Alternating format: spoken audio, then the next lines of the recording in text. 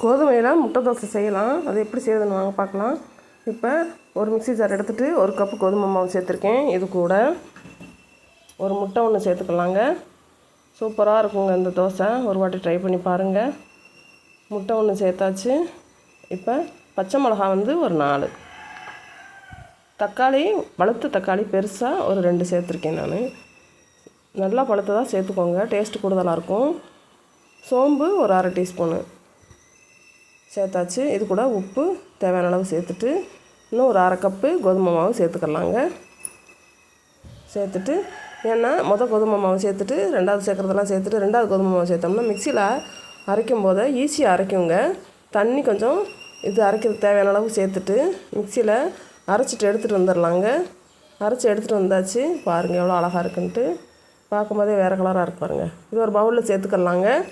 பாருங்கள், இது ஒரு பவுலில் சேர்த்துட்டு ஒரு 10 நிமிஷம் 1/4 மணி நேரம் மூடி வச்சுருந்துட்டு அப்புறமா தோசை ஊற்றிக்கலாங்க. சூப்பராக இருக்குங்க. பாருங்கள், ஒரு 1 மணி நேரம் 2 மணி நேரம் கழித்து ஊற்றினோம்னா இன்னும் டேஸ்ட்டு கூடுதலாக இருக்கும். இந்த அளவுக்கு பதங்க. இது கூட முருங்கை இலை ஒரு கைப்பிடி சேர்த்து வச்சுருக்கேன். சின்ன வெங்காயம் சின்னதாக கட் பண்ணி அது ஒரு 1/2 கப் சேர்த்துக்கலாங்க. முருங்கை இலை ஒரு கைப்பிடி கழுவி சுத்தம் பண்ணி வச்சுருக்கேங்க. அதையும் இது கூட சேர்த்துக்கலாம்.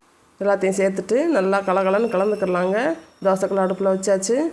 அது காஞ்சிட்ருக்கு ஒரு பக்கமாக. இப்போ நல்லா இதை கலந்து விட்டுட்டு தோசையாக வார்க்கும் போதே சூப்பராக இருக்குங்க. நல்லா கலந்தாச்சு. பாருங்கள், நல்லா கலந்து விட்டுட்டு நம்ம தோசைக்கல் அடுப்பில் வச்சு நம்ம ஊற்றிக்கிடலாங்க. அட்டகாசமான டேஸ்ட்டாக இருக்கும். இது முருங்கை இலை சேரும் போது இது சத்தும் கூடுதலாக இருக்கும். வாசமும் வீடே மணக்குங்க. பாருங்கள், இட்லி மாவு தீர்ந்துருச்சுன்னா டக்குன்னு இந்த மானைக்கு நீங்கள் செஞ்சுருங்க. அழகாக வந்துடுங்க. இதுக்கு தேங்காய் சட்னி வச்சாலும் சரி, கொத்தமல்லி சட்னி, தக்காளி சட்னி எது வச்சாலும் டேஸ்ட்டாக இருக்கும்.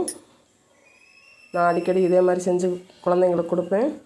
பாருங்கள், இந்த வீடியோ உங்களுக்கு பிடிச்சிருந்துச்சுன்னா ஷேர் பண்ணுங்கள், லைக் பண்ணுங்கள், சப்ஸ்கிரைப் பண்ணுங்கள். எவ்வளோ அழகாக வந்திருக்குன்னு பாருங்கள். ஒரு வாட்டி ட்ரை பண்ணி பாருங்கள். எப்படி இருந்துச்சுன்ட்டு கமெண்ட்டில் சொல்லுங்கள். சூப்பராக வந்துருச்சுங்க. இதே மாதிரி எல்லா தோசையும் நம்ம மாவுகளை ஊற்றிக்கலாங்க. இதுக்கு கொத்தமல்லி சட்னி நான் வச்சுருக்கேன். அது இது கூட ஊற்றி சாப்பிட்டோம்னா அட்டகாசமான டேஸ்ட்டுங்க. ஒரு வேளை டிஃபன் வேலை முடிஞ்சிருங்க. பாருங்கள், பசங்களுக்கு விதவிதமாக செஞ்சு கொடுத்தாக்க வித்தியாசமான கலரில் விரும்பி சாப்பிடுவாங்க.